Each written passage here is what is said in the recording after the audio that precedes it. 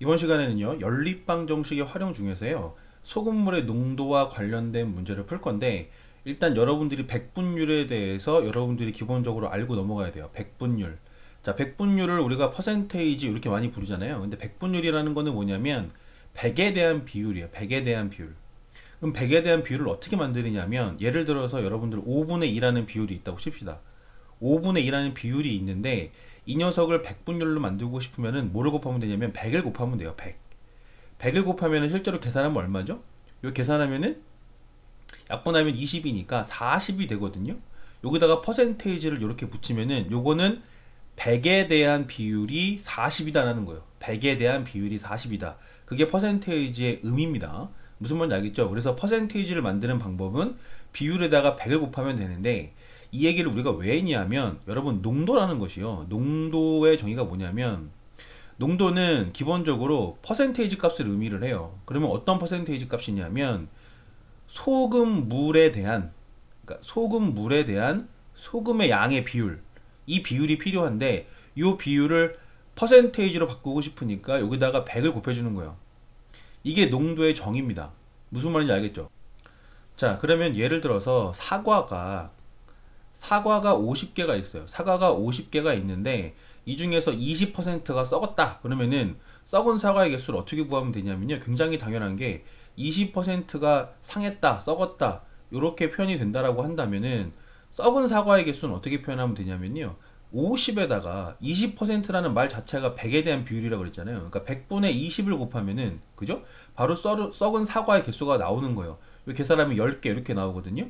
그럼 마찬가지로 너무나 당연하게 소금의 양은 어떻게 구하냐면 소금의 양은 소금물의 양에 대해서 그쵸? 100분의 농도를 곱해주면 돼요. 100분의 농도.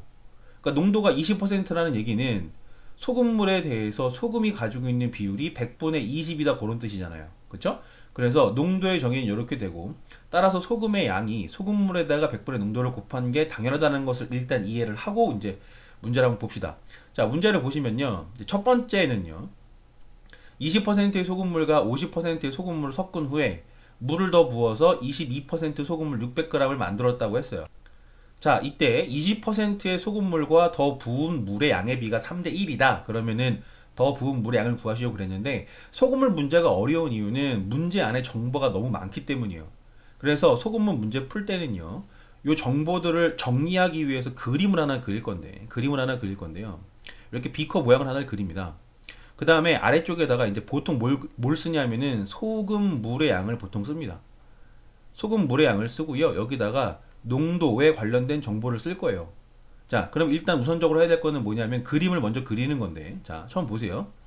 일단 없는 정보들은 두고서 있는 정보들만 씁니다. 무슨 얘기냐면 20%의 소금물과 얼만큼 있는지 모르죠.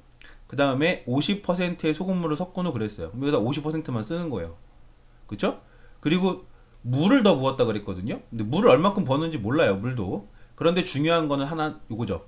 물을 더 붓는다고 했을 때 물만 있으면 소금이 없기 때문에 농도가 몇 퍼센트? 농도가 0%예요. 요걸 쓰는 게 중요합니다. 0%라고 쓰고 해석 결과가 뭐가 나왔냐면 해석 결과가 22%가 됐고 600g이라 그랬으니까 여기다 600을 이렇게 씁니다. 됐죠? 이제 그리고 나면 우리가 해야 될 거는 미지수를 정하는 일인데 지금 정보가 없는 게 몇 칸이 있냐면 세 칸이 있어요. 여기 20% 소금물이 얼마인지 50% 소금물이 얼마인지 0% 물이 얼마큼 들어갔는지 모르잖아. 요거를 우리가 미지수를 잡을 건데 일단 문장의 나머지 부분을 보면요.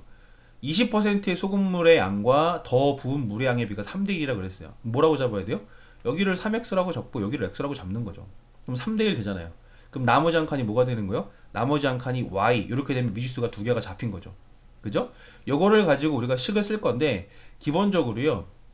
첫 번째로 이제 쉬운 식은 뭐냐면 소금물을 비교하는 식이 우리가 얻게 될 식 중에서 간단한 식입니다. 소금물을 이용을 해서 식을 쓰면요. 자, 이렇게 됩니다. 3x 더하기 y 더하기 x는 얼마가 됐다? 600이 됐다.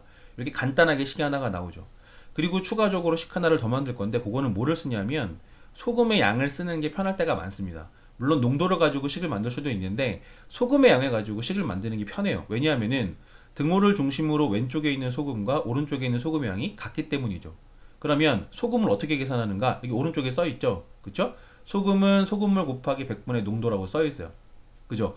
요거를 가지고 우리가 소금의 양을 가지고 식을 써볼 거예요. 그러면 첫 번째 그림에서 보시면 여기 들어있는 소금의 양은요, 소금물 곱하기 100분의 농도라 그랬으니까 소금물의 양이 지금 얼마예요? 3x죠. 그죠? 3x 곱하기 100분의 농도 그랬으니까 100분의 얼마? 100분의 20%니까 이렇게 쓰면 돼요. 됐죠? 그리고 플러스 합니다. 자, 그 다음에 여기는 소금물의 양이 y니까 y 곱하기 100분의 50 이렇게 씁니다. 됐죠?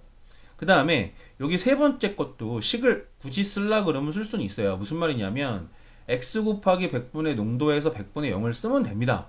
쓰면 되는데 결과적으로 100분의 0은 0이니까 나중에는 큰 역할을 하지 못하겠죠. 지워도 상관은 없어요. 이렇게 지워도 상관은 없는데 일단은 설명상 필요해서 여기다 쓴 겁니다. 자, 요거는 그랬어요. 요거는 오른쪽 우변은 전체 소금물이 600이고요. 거기에 대한 농도가 22%라 그랬으니까 100분의 22, 그쵸? 이렇게 써주면은 두 개의 식이 만들어지는 겁니다.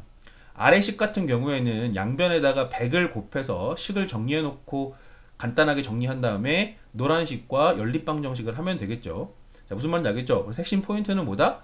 그림을 그려서 정보를 정리한다. 그 이후에 소금물과 소금을 가지고 식을 만든다라는 것을 기억을 하면은 일단 시작은 잘 된 거라고 볼 수 있습니다.